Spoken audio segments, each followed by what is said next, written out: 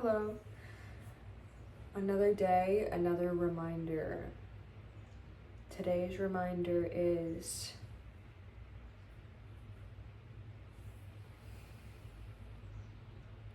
if one is searching for the divine, you need not descend into hell for fuel. Something like that. I'll put the actual quote in the description. I might have gotten the wording a little bit off, but I'm sure that you get the gist, more or less.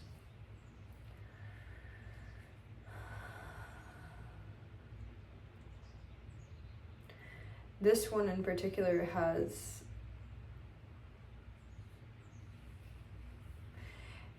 you would say in the long run helped me a lot, but in the short term, like whenever I see it or I get reminded of it, it makes me so annoyed.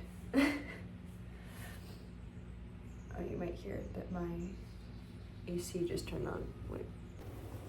Okay, I had to turn the AC off so that it didn't make too much noise. It's probably about to turn off any second.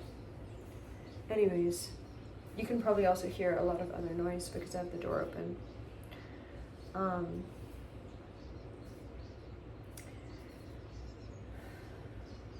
But yeah, it used to annoy me a lot because I loved descending into hell for fuel. I always loved that so much. That was one of my favorite games. And maybe it still is in some ways. But I just realized now that that's not the only place to get heavy fuel. There's the same level of fuel in all places. And to see hell as a more abundant source of fuel is to cut yourself off from all the other sources.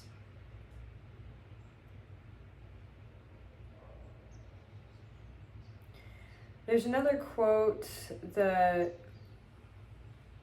I don't remember the exact words for. It would be nice to know the exact words for this one.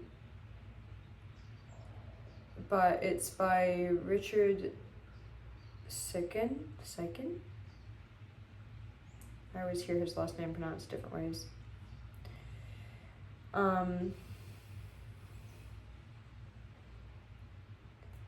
And it's something like,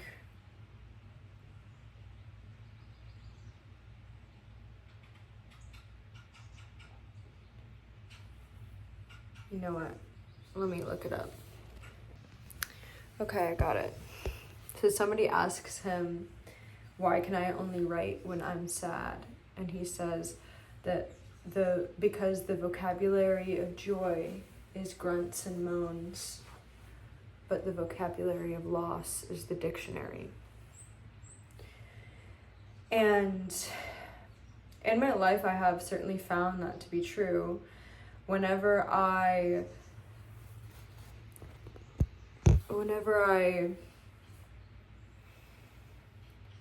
am the most lost and sad and in despair and suffering, I can create the best art.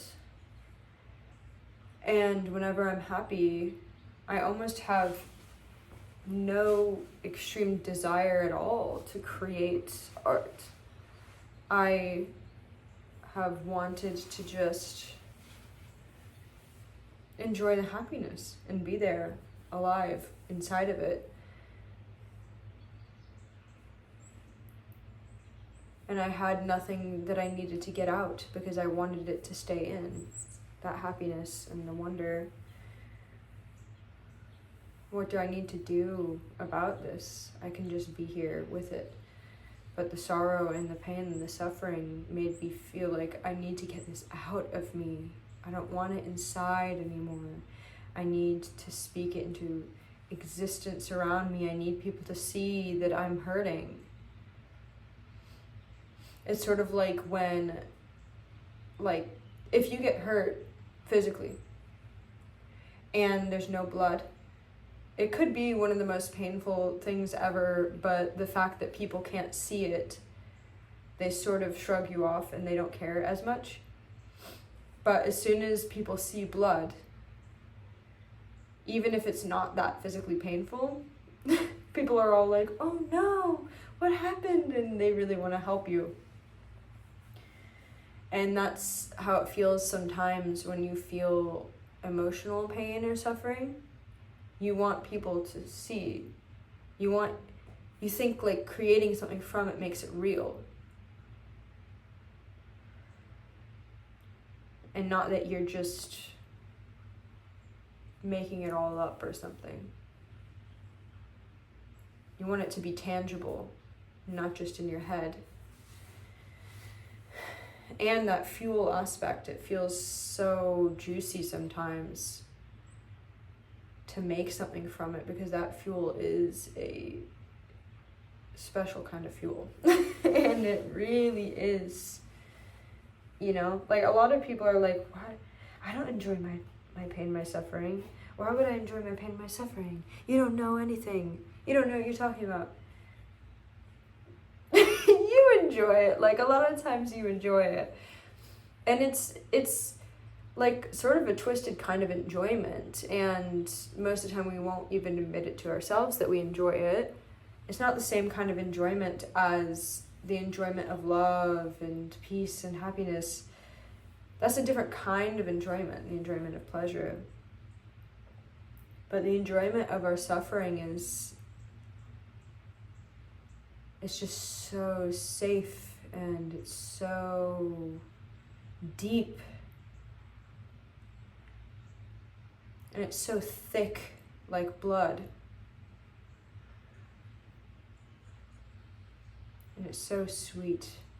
You see, like the happiness and the joy is very light, it's very airy.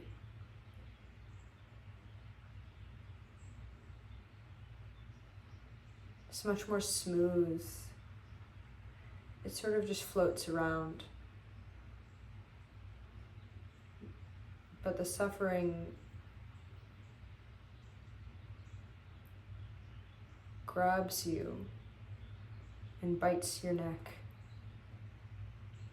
instead of just kissing you on the cheek. It's just a different kind of thing.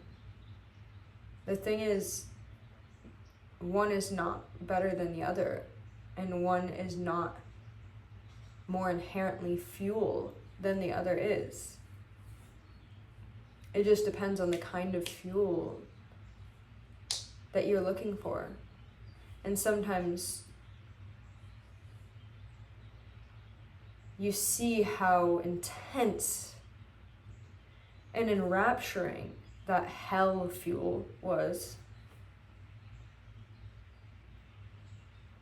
that you think you have to descend back down into hell in order to get it.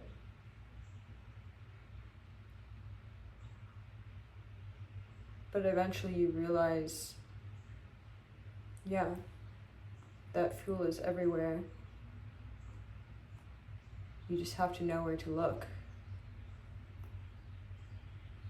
And the hell fuel, it's like it burns all around you. It's so obvious. It's so easy. You just grab it and you taste it, and it's just so all-encompassing. But it's not sustainable.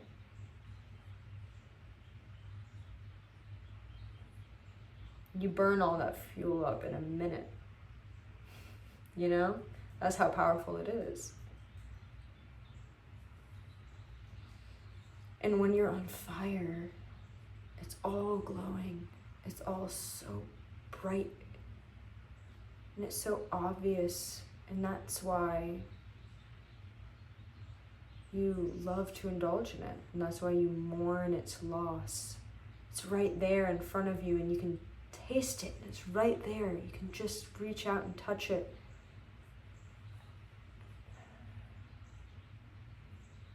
And the fuel from heaven is quite the opposite. It burns lightly, slowly.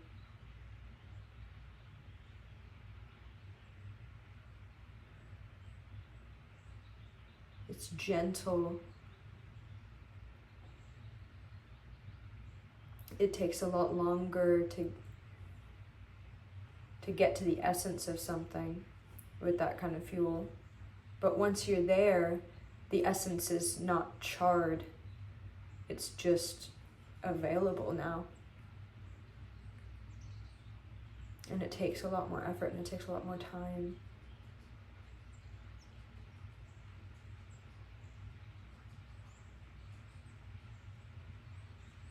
If you use the hell fuel, you get to that essence quicker, but in the process,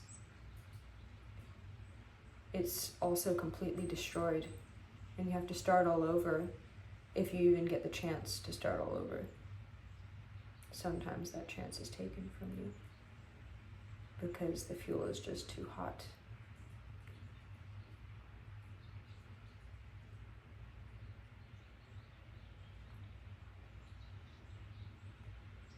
Anyways, the hell fuel is exciting, but short-lived. Heaven fuel is less extravagant, but it gives you something pure in the end. And it gives you something that lasts forever.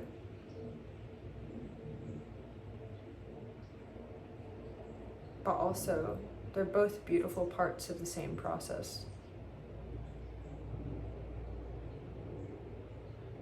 Allow each of them to come and go into your life. Just you don't need to purposely descend into hell to get that fuel. It'll probably come again at some point naturally, but you don't care as much anymore. You just sort of let it burn away, destroy what needs to be destroyed with it, and then you start fresh again on to the other end of the pendulum. I wanted to say both at the same time. Anyways, just let yourself go with the flow. That's what I'm saying.